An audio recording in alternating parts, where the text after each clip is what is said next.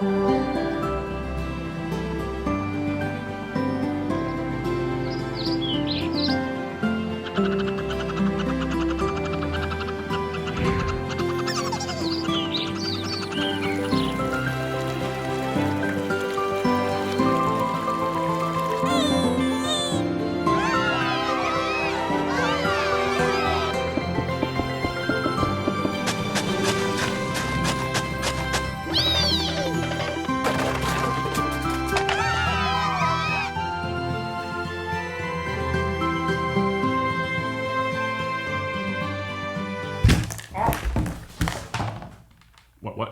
I hit my leg on the table. Jesus. Okay, yeah, redo. Yep, redo. Yep. So clean it up and redo it. Right. Just keep going.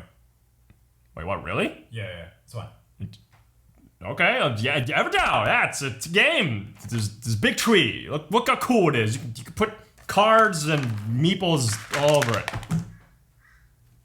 I literally bought Everdell on a whim a few years ago without knowing anything about it because of this tree, which I randomly saw on ProZD's channel for like 2 seconds. I do not remember which video it was. Anyways, overview time. What the hell is Everdell? It's a worker placement tableau builder. You put down the animal workers that get you berries and other crap, then you use them to play cards that stay in front of you that get you more crap, which gets you more cards, which gets you more points. You see this yellow circle? Anything you have with it gives you points. Whoever has the most when the game ends wins, since their city is apparently the coolest. On a turn, you only do one action out of 3 options, those being put a worker somewhere, play a card in front of you, and lastly, recalling your workers. Putting a worker somewhere is super simple. If there's a paw print, you put a critter there and you get the thing. Wow, who would have guessed? However, a closed circle means only one worker can be there, but this half circle means everyone can cram as many idiots as they want there. And there's spaces that give a ton of points called events that are once per game and need certain requirements to get them. Playing a card is also super simple. You look at the top left of a card in your hand, that's its cost. You pay it, put the card down in front of you, and do its effect. Easy peasy. But there's more to it. In the middle of the board, there's these 8 face-up cards. This is the meadow. It's a shared hand that everyone can play from, and it always refills back up to 8 after cards are taken. Also, cards will either be critters or constructions, which matters because all critters in the game can pair with a specific construction listed on their card. If your tableau has that construction and you play the matching critter, you can play it without paying its cost. A construction can only do this once though, and you mark it with this cute little closed door token, so no trying to do some crazy combo involving a million free squirrels. The third possible action is a little weird though. So when you recall your workers, you also move on to the next season. A game of Everdell starts in winter and has 4 seasons, as you'd expect, but what's strange is that each player is apparently in their own timeline, because you could be in spring while that dude's in autumn for some reason. Okay, what the hell, why does that matter? When you move to the next season, you also get some bonuses as listed on the Evertree. So like if you're in spring and recall your workers, you go to summer and get its bonuses, which gets you 1 extra worker plus drawing 2 cards from the meadow. And lastly, the game ends once everyone has finished doing their individual autumn seasons, which is the last season, so no more worker recalls are left. That's the basics of gameplay. As for the lore behind why there's a humongous tree, basically a bunch of refugees from a war-torn land ventured out and found a peaceful valley with this giga tree, and they were like, from now on, this land is Everdell. That's the Evertree. This is our paradise. We're gonna build stuff and poop everywhere. I look through the deck, there's no construction called outhouse.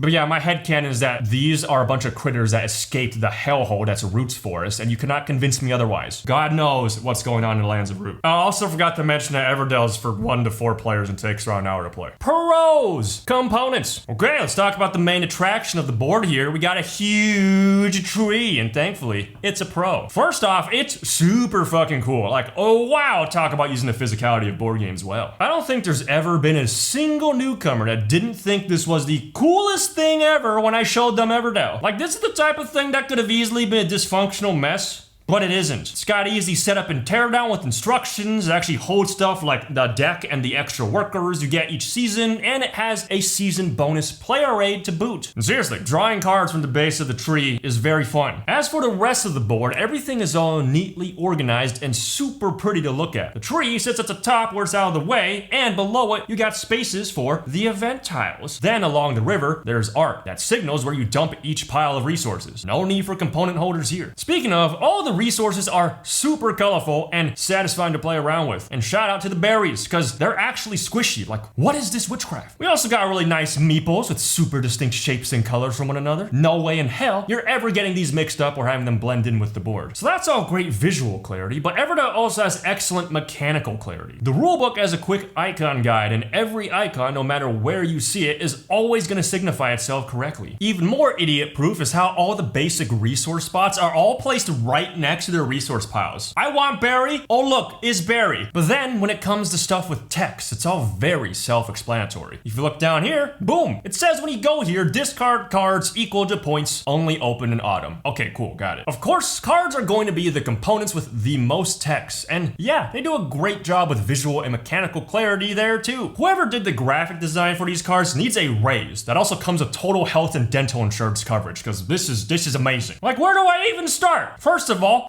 the art was made with the card layout in mind, so they're all beautiful portraits that focus on the top right while leaving the bottom as a clean slate for text boxes, which makes the finished card seem really vibrant to look at. The layout of everything is also stellar. Cost is on top left, including the construction to combo with if this card's a critter. Then we got the name, points, whether or not the card is common or unique, card color type. By the way, there's 5 card colors that make it easy to tell what kind of ability to expect, and even tally marks so you know exactly how many copies of this card exist. All of this info is cleanly there around the middle of the card, and then there's the ability text underneath along with the critter to combo with if the card's a construction. Perfectly shaped to put the occupied door token over it, which looks great by the way. Lastly, for the components, the rulebook is great, being super short and very easy to read with lots of pictures everywhere. Granted, Everdell is a really simple game, so it's pretty easy to not butcher the rulebook. Basically, it has an overview, then setup, and then walks through every detail about the 3 possible actions before showcasing ending the game with a scoring example. But what's the coolest bit about the rulebook is how in the back there's a complete index that describes every single card in the game in a great detail, which is super useful. Oh my god, which is super useful for the card abilities that are wacky or a little open-ended. The second coolest bit is this hilarious clause and setup that says the most humble player goes first. You want to instantly cause a table argument? There you go. So overall, the components and presentation are very beautiful and very functional, all of which sells the theme of a bunch of woodland critters building stuff very, very well. Like, of course, all the critters need berries to play, and all the construction cards need various combinations of twigs, resin, and pebbles. And a lot of the cards' abilities make sense thematically too. Like, you could build a farm that generates berries, and then throw a husband and wife in there for a ton of points. And then if you're a monster, you can blow up the farm for resources by turning it into some ruins. Then you use the wood from the farm to fund this dipshit squirrel woodcarver who's like, I'm creating art! While the husband and wife are like, what the fuck? That was our house! Pros! Gameplay. The first thing I want to know is how many goddamn options you have while playing Everdell. Even though your turns are just doing one thing, the fact that you gotta contend with a bunch of spaces to put workers on, as well as think about what cards to play from either your hand or the meadow, on top of paying attention to what combo cards are available to your opponents so they don't snipe key cards away from you, makes this game weirdly tense and interactive despite seeming like any other worker placement. Believe me, the amount of options on any given turn is nuts when there's so many cards to choose from thanks to having a hand and the meadow. Everdell exemplifies input randomness to the extreme because the cards that show up and in what order are so variable that game states are frequently random shit shows that you gotta figure out how to navigate. This is by far some of the most rewarding gameplay you can find out there when it comes to thinking on the fly and adapting your strategy, especially for something so simple and short. Compared to so many other worker placements, it never feels like you're stuck to one-dimensional plays, either from being blocked or because fairly obvious plays are available that either do your strategy the best or blocks others the most. In Everdell, there's always ways to block others, but then there's always ways to circumnavigate roadblocks if you can identify them, because with so many cards available to everyone, it's literally impossible to block everything for one person. And even if all else fails somehow, you can still go here to the Haven to discard a bunch of cards for resources, which can range from being a last resort play to even being super strong if you have a crazy card draw engine. Then on top of all these options, the pacing of a game of Everdell is so dynamic because of everyone being in their own individual season timelines. Some people might want to get greedy and go for high value engines that generate tons of resources and points, but then others are going to want to do a quick slash and burn to grab as many key cards as quickly as possible so that they can be the first to grab the high point spaces. Like, look at these journey spaces. Huge point payouts, but you can only go there during your last season. If you're real early and somehow take the 5 and 4, that's huge. Also recall in the how to play that there's spaces called events that are once per game and need specific requirements, meaning each event can only go to whoever gets them first. Every game is going to have 4 basic events that always need the same requirements, namely owning a certain number of cards of the same color, like blue or red. But then there's these 4 random special events that usually have huge point payouts and need you to have specifically 2 named cards. So in between events and free critter construction combos, and you've got a recipe for everyone eyeing the meadow of shared cards real aggressively. God, the possibility matrices that Everdell produces are absurd. There's avenues for so many different types of playstyles, and different methods are encouraged in different games. Not just because of the special events, but also because of these crazy powerful forest spaces, which are also random every game. Needless to say, playing Everdell always feels fresh, and it's exhilarating to constantly come up with new ways to utilize your resources. Yet for how complex game states can be, it's crazy how easy this game is to teach. You basically just have to explain the 3 actions, and if you're ever confused by what cards do, they're color-coded, so you kinda know what their effects are. Blue means passive benefits. Red means a new spot only you can go on. Brown means it activates when played. Green means it activates when played, but also activates when you go to spring or autumn. Check it out, there's the green icon as a reminder. And purple means gives a bunch of points. So that's one thing that makes it easier to take in all the card effects, but another is that the pacing of the game can be super affected by the players. New players probably aren't going to be constantly drawing cards and unveiling new information. In fact, if anything, I usually see them gravitate towards getting early green cards for seasonal resources. So it's not like they're going to be constantly evaluating 8 new cards every turn unless they purposely play like that. Meaning that Everdell has an excellent newcomer experience that self-adjusts itself surprisingly well. And so for how much of a random shit show Everdell is, it manages potential power imbalances from randomness extremely well. Everdell gets much of the benefit randomness brings with dynamic game states that cause adaptability to be a key skill, but it also manages to constrain imbalances within really good pacing, limitations, and incentives. We've found that games consistently take a little more than an hour to play, and it's probably because the designers made a whole bunch of careful restrictions that also serve to stop recursion and overly busted abilities. For example, we've already brought up how constructions can discount a critter as a one-time thing, but there's also a limit of being able to play a max of 15 cards in front of you, meaning you need to find the right balance of spamming out a ton of low point buildings that get resources versus playing big high value cards to save space. In addition, your max hand size is 8 cards, which is not only super easy to remember since the meta is also 8 cards, but it also makes it so you can't go too hog wild on drawing a bajillion cards, whether it be to dig for combo pieces or to use as discard fodder. Which would be pretty busted considering that you discard cards face down, meaning that your opponents won't know what's no longer in the deck. On top of all that, cards will have the distinction of saying they're either common or unique, which doesn't just clue you in on if they have more copies in the deck, but also means that you're only allowed to have 1 copy of each unique card in front of you. So you're not allowed to stack any particularly strong effects. Granted, all these considerations aren't going to stop those 1 in a million games where someone gets insanely lucky with their draws for every single card they get, but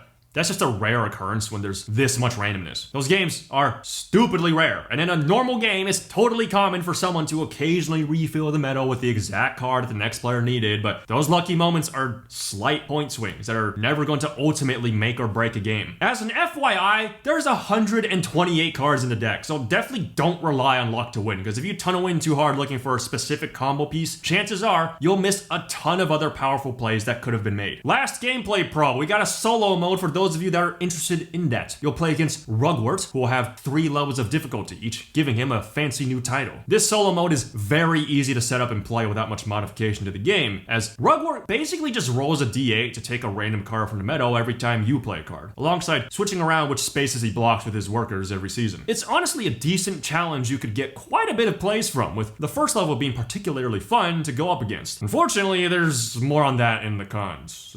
Anyways, cons time! Woo! Cons! Yeah, components. Most of this is all relatively minor, but still worth pointing out because they're annoying. First bit of cons are some dysfunctional component stuff, like the special events, which are these small cards atop this decently tall tree, meaning that can be really hard to read them if you're sitting further away and or not a tall person. I say that because as someone over 6 feet tall, if I'm sitting by the tree, this isn't really an issue for me. Thankfully, this can be sort of fixed by just propping the cards vertically against the tree, but unfortunately, it's pretty easy for them to slip. Maybe if the special events made the named cards a bigger font size or had had, I don't know, tiny pictures, kind of like the bottom right of construction cards, this could have been better. But that still doesn't solve the problem of laying them flat on top of such an elevated play area, just being annoying to deal with. Also, it would have been nice if the index also listed the card count and resource costs to make it easier for players to plan ahead if they're hoping to draw into a combo piece they need. Reminder that this would help not just for events, but also for trying to play critters using constructions for free. There also could have been tally marks on the bottom right / top left of cards to help out with this, but I can see that being confusing or just flat out ugly to put on cards, so I like the rulebook index fix more. Next, the board is designed so that you're supposed to look at it from one direction, but there's also this big ass tree in the way, so everyone is gonna have to play while facing the board. Ideally, you play in a semicircle, which means Everdell needs a deceptively large amount of table space since everyone can have up to 15 cards in front of them, but then they can't all be situated easily at 4 different table corners. It's not an uncommon situation where some people can't reach over to place their meeples down or grab cards and resources. Not really sure how to solve this issue without getting rid of the tree, so I guess for now just be warned that you're gonna need a bigger table than you might expect in order to play Everdell at 4 players. And speaking of semicircles, it's surprisingly often that newcomers don't notice that some spaces have the semicircles that denote it's an open space that isn't limited to one worker. Kinda surprised they didn't just make it so that these spaces have no brown circle around them at all, so that they don't look so similar to the regular one limit spaces. Last bit of component jank comes from the red cards that have an open sign, which means that all players can go on that spot and not just the owner, though the owner gets a point if someone else goes on. First of all, that open sign is pretty easy to miss, and second of all, that's definitely going to be missed from other players who can easily forget that spot exists while they're mulling over the already wide amount of options they have. Now onto the rules cons, which mostly just results from some vague wording in an effort to keep things simple. So a few examples. This forest card says draw 2 cards, then play 1 for -1 any, which we've had arguments about whether you play from the 2 cards drawn or from your hand as a whole. Ranger says move one of your deployed workers to a new location. Does that activate the new location? Judge says when you play a card, you can replace any resource with any other resource. Is this meant to convert what you already have or the cost of what's being played? If you play a fool into someone else's city, yep, it can do that, do you activate your relevant blue cards or do they, since the fool might be considered theirs now since it's in their city? Thankfully, some of these questions do get answered thanks to the index, but others don't. And had there just been a few extra words on the card in the index, doesn't matter, this all could have been clarified. Like the Ranger clarification in the index just says following normal worker placement rules, which I thought just meant it has to go on legally open spaces since the card itself doesn't say so. But turns out normal here means that you do in fact get to activate the spot. How did I find that out? BGG forums with an FAQ. Wow, who would have guessed? Yeah, someone compiled a bunch of questions that have been answered by the designer James Wilson, so thank God that exists. But a lot of these card interactions aren't even edge cases, so they really should belong in the rulebook proper. Like, I don't think it's that uncommon where you have a card that discards a card from your city and you're wondering what happens if you discard a card that has a worker on it. Solo mode cons. Last cons have to do with solo mode. So first of all, a number of cards work in unexpected ways in solo mode, which is detailed in the index, but not mentioned at all in the solo mode section itself. Obviously, it'd be stupid to put in the entire wordy list of effects, but the solo mode section should at least mention briefly in the notes that some cards work differently, so you should check the index when in doubt. Cards like the Fool, or even red cards with the open sign, are still functional, despite how earlier in the solo rules it says that the abilities and point values of the bot's cards do not matter. But enough with the rulings, jank, let's finally talk about an actual gameplay mechanism con, though this only pertains to solo mode. So reminder that the solo mode against the bot named Rugwort has 3 difficulty levels, and on level 1 you can play normally and still do pretty well. However, on harder difficulties, in order to consistently win, you have to play in a super bizarre manner that is completely unlike how you play against normal players. Basically, Rugwort scales really hard off of how many cards you play, alongside how many special events you missed. So much so that it's literally not worth it to play cards unless they get you tons of points or count towards a special event. As a result, you shouldn't be getting resources off of cool card combos, but instead purely through placing workers down so that Rugwort doesn't get points. This is really inefficient, but makes Rugwort even more inefficient. And it's the only consistent way I've found to beat him at the hardest difficulty. Now, even if you're purely a solo player who doesn't care that this makes you play completely differently than how you play against people, hear me out, because this playstyle removes one of Everdell's greatest strengths, its card play. You literally ignore like 80% of all the cards you see and only go after card draw and the cards needed for the special events. As a result, it's really rewarding to go all in on cards that are normally kind of slow, like Chapel, which gets you points alongside card draw for going there. But remember, it's fine to be slow and not play cards, because so will Rug War. Every time I've beaten Rug War at higher difficulty, I always had a garbage score that's like 30 something. But then his is absolutely dog shit too, so I still win. And just so you know, when I normally play this game, my score is usually like 50 something, occasionally 60 something. So yeah, it feels weird that you're supposed to play poorly to confidently win in solo mode. And even then, it's still a random crapshoot, because if you draw all the cards needed for the special events early, it's piss easy. But can also be impossible to win if you don't draw enough of those cards, since each special event missed gets Rug War 6 points. What the fuck? A recommender score. Time to score the game with the big tree. We're gonna critically evaluate our pros and cons to try and judge how well the game did what it's trying to do, and if what it's trying to do is even good in the first place. Everdell is gonna get a recommender score of 9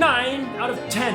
An excellent game. This was close to being an 8 out of 10 because of some of the dysfunctional component usage and ruling shenanigans, but ultimately, we decided that this game has such an X factor with its unique card combo gameplay alongside its amazing aesthetics and component quality. Like, yeah, the tree kind of fucks up some tabletop placement and makes it hard to see the special event cards, but goddamn, is it worth it? Plus, all the component jank we pointed out aren't deal breakers. They're just these random annoyances that fizzle out after a handful of plays once everyone gets more situated with how the game should be set up, where people should sit, and otherwise being more familiar with the game and remembering things like the open red cards better. As for the ruling speed bumps, it's likely that you'll run into them, sure, but usually it'll be minor enough that it actually can be addressed using the index. And while the weirder interactions are still going to be annoying to look up when they come up, at least the core game structure is so simple that these rulings can easily be moved past, either by just saying, screw it works like this, or looking up that BGG FAQ. Woohoo! Now if Everdell had more complicated rules instead of more complicated card interactions, we'd be in a different spot for sure. Anyways, if you're mechanically looking for a worker placement that's secretly way more about analyzing and playing way too many cards over the actual worker placement itself, while also wanting a gajillion options and decent interaction through blocking spaces and denying big points from events, that's what Everdell is all about. At the same time though, if you love the theme and the art really speaks to you, but you're looking for a more casual, laid-back worker placement Euro, we'd actually still recommend Everdell, because you can still play the game in a relaxed manner by not paying too much attention to what other players are doing and just focus on making a fun little engine for yourself. Other players' actions aren't going to screw you over too much if you're not going after events or utilizing the metal that much in the first place. The more you invest, the more you stand to lose, you feel? And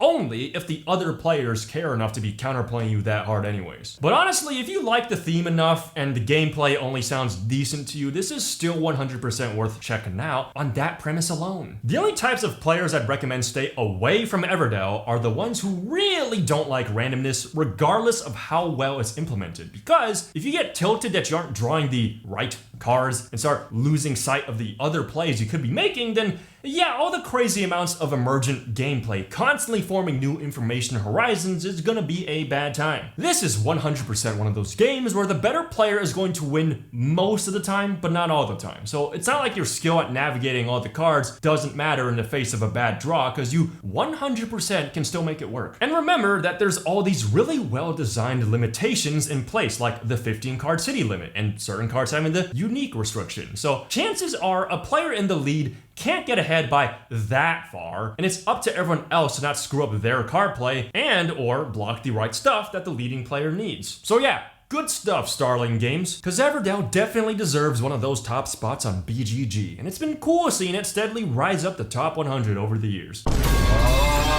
My personal score for Everdell is going to be a 7 out of 10. I have a good time with it. My first impressions of this game were not great though. This woodland critter theme still doesn't do too much for me. And then, on a first glance, I found this tree completely unnecessary. And while playing, I found it even worse because I can't really see those event cards on the top of it while playing. So when I first played this game, I was pretty disengaged with point scoring. But then Everdell really started to grow on me as the games went on. I started getting really comfortable with how the cards interact, really liked touching the actual pieces, and I settled on a 7. See, with your hand of different woodland creatures, this game strangely takes some of my favorite things about playing trading card games like Yu-Gi-Oh! And Magic and puts them into a Euro that I can play with with practically anyone. Like playing cards for free based off of other cards feels great, especially when taken from the meadow. Or how about playing the post office, being like a card destruction to wipe your hand and draw that many cards. Man, just dumping cards, playing them to your field or a city in front of you, and drawing cards are all great feelings. And Everdell has all of that in spades. At some point mid to late game, points just start springing up from all the cards you start playing and triggering. You can combo off really hard when you want to, and knowing when to time that in games was an enjoyable skill curve for me. And the theme started growing on me a little bit as a result of the enjoyable card play that's frequently thematic. And the husband and wife jokes just never get old for some reason.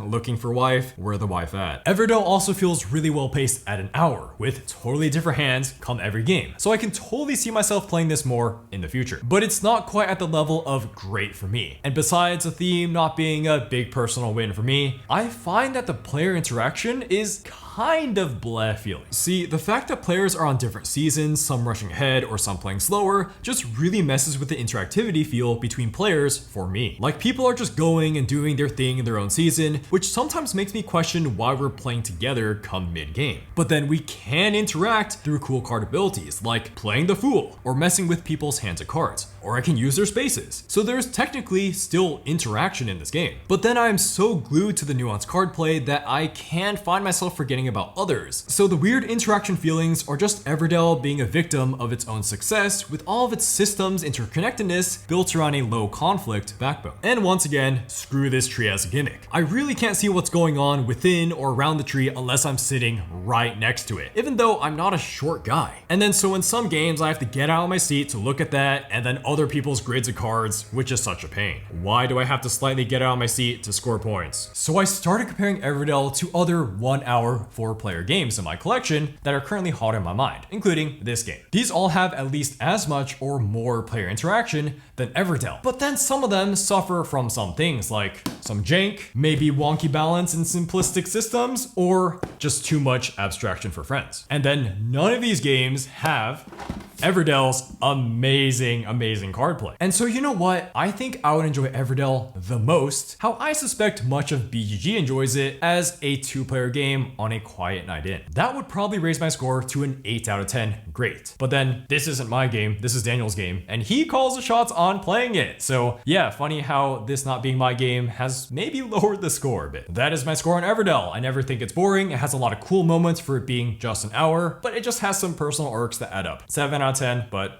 awesome design. You've made your last L take, kid. Let's get this ratio. For my personal score, I give Everdell a 9 out of 10. I have an excellent time with it. I've said it before. I'll say it again. I really like having tons of options and the capability of doing ridiculous gameplay strategies as a result. Oh, you want to play a fool on me? Watch, I'll get rid of him by playing a dungeon, which lets me build a university that will then subsequently destroy the dungeon and get me back hella resources, which I will then use for whatever the hell else happens to come up. Fuck it, we're building a castle because I got hella rocks from doing all that and there's a king in my hand. Let's go. You know, when I describe it that way, it does sound more like a card game than a worker placement. But for real though, Everdell was when the first bits of ideation came to me that worker placements inherently needs something more for me to really get into it. Mind you, I've had Everdell for almost 3 years now, and nowadays, those thoughts have definitely solidified because, yeah, right now I'm very certain that I need my worker placements to not have worker placement be the main focus. I've played Argent the Consortium, Dwellings of Eldervale, Three Kingdoms Redux, and yeah, I fucking love those games. But it almost feels like cheating to call them worker placements, so for the sake of being a little more relatable when I'm talking about more grounded worker placements with other board gamers, I kind of on default go like, I like Everdell. I've also realized that one of the biggest reasons as to why I love these games is because having way too many freeform options really gets me thinking outside the box when it comes to my gameplay, which usually leads to hilarious results. Like, could I use the dungeon to jail the ranger in its second dungeon slot? Oh, and by the way, the ranger oversees the dungeon and enables its second jail slot in the first place, so this is absolutely nonsensical thematically. Turns out you can't, but goddamn, that would have been really funny if you could. It's a really gamery sense of humor that only really exists in games like this because when there's so many dumb bullshit options, the capacity to min-max not only gets crazy, but It also makes the games thematically really fucking funny if the super optimized play is thematically ridiculous. Like, think of the last few examples I've already said in this personal score. Like, I don't know what's a good example of GTA 5 speedruns, where it's optimal to crash a blimp into an observatory to initiate a cutscene as fast as possible. So yeah, the only thing that would make Everdell a 10 out of 10 was if there were even more points of interaction. Like, I want way more open red cards, way more cards like the Fool, and ways to mess around with other people's resources and cards. And yeah, I'm just as surprised as you are that this game isn't a personal 8 out of 10 or something, but I don't know, what is here plus the crazy amount of cards you see just does it for me. Also, when it comes to interaction, Everdell is oddly sort of filled with mind games to me. Like, I swear myself and others in our group are looking around, picking up certain cards and throwing each other off because we don't know if they're looking at those cards because they want them or because they're trying to deny someone else, or maybe they're just reading its effect. It really does seem like there's times someone plays a certain card only to make it look like they're going for a special event, and then it turns out they were doing it just for some other synergy they had in their hand. But as a player, you can't know for certain. Who knows what the hell cards someone else is holding and what strategy they're actually planning on doing. They might already have 2 combo pieces in their hand, and everything that they're doing right now is messing with you because they're just trying to get more resources and whatever events seems to match up. It's great. I love it. Maybe I've got to check out the expansions and see if they got more of these goofy interactions I'm talking about because I don't really know anything about them. But whatever the case, Everdell really tickles my fancy at the moment. It's cute. There's a big ass tree and everyone's doing crazy bullshit nonstop. Wait, look at this dude. What the fuck is he doing? Oh yeah, man, this blueberry jam recipe is gonna be lit. And then he gives everyone blueberries and he gets some points. Outro time. Thanks for making it to the end of the video and be sure to drop a like.